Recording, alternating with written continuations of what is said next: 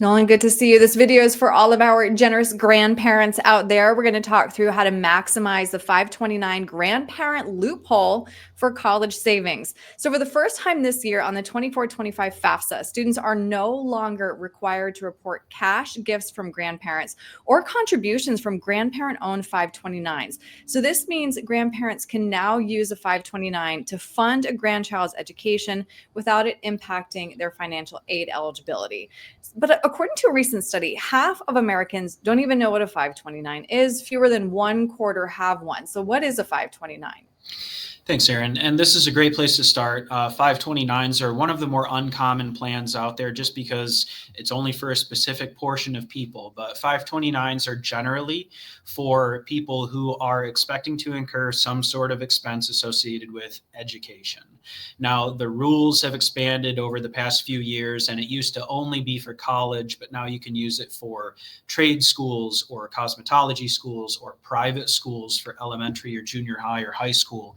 So some of the rules have expanded, and these are maybe some assets that, were maybe unpopular because they just didn't have very many uses aside from college. But it's growing a little bit in popularity and certainly one of the more uncommon ones out there. Let's talk through a few more of those benefits that come with a 529 that people might not be aware of. Okay. So a lot of the benefits that you get from putting money into a 529 plan come once the money's in the 529. So you get some nice tax benefits as far as tax deferral on the growth, meaning money goes in the account. If it grows each year, you don't end up paying tax on that growth. And then as long as you use it for qualified educational expenses down the road, then there's no tax on the withdrawal as well. So there are pretty nice tax benefits. There are state-specific plans. So I know that the MESP in Michigan, the Michigan Educational Savings Program, as a 529, you can get a state tax deduction for money that you put in there. So there are some some tax benefits that way. All right.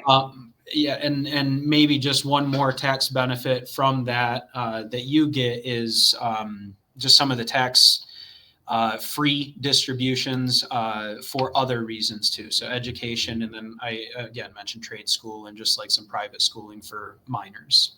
Yeah, even housing too now. So Yep. I think that a lot of people now, Nolan, as you talk it through and explain it, are recognizing why it's more attractive. So again, circle back. Tell me about the 529 grandparent loophole as we're hearing it referred to.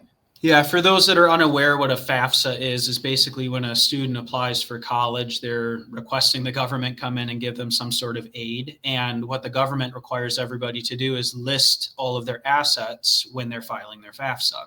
In years past, if you as a grandparent opened up a 529 for your grandchild and they were the beneficiary of that account, they would have to claim that asset on their FAFSA, and the government would essentially expect them to put all of that money towards their educational expense for the coming years.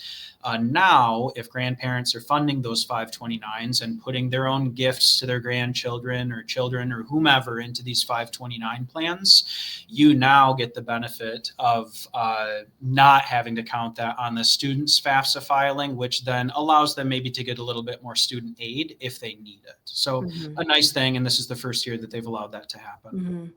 Another perk, following the passage of the Secure Act, unused money in the 529 can be rolled into a Roth IRA for your grandchild, giving him or her a leg up on retirement planning.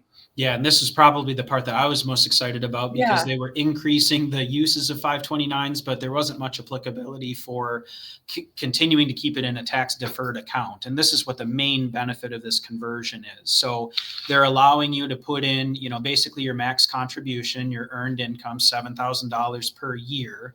That you can convert over into this Roth IRA from your 529 plan to a lifetime maximum of $35,000. So it just allows somebody that, maybe they had a 529 and didn't use all of it, or the grandparents gifted it to the grandchildren and they decided to maybe save it for retirement and take on a little bit more student loan debt, that allows them to keep it in a very tax preferred account. So another nice expansion to that rule. Nolan, if somebody would like to speak with you about the best options to help their family and their grandchildren, how can they reach you?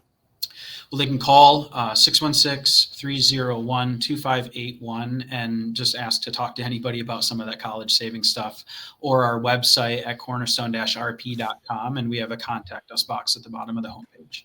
All right. Nolan, thank you. Thanks, Erin.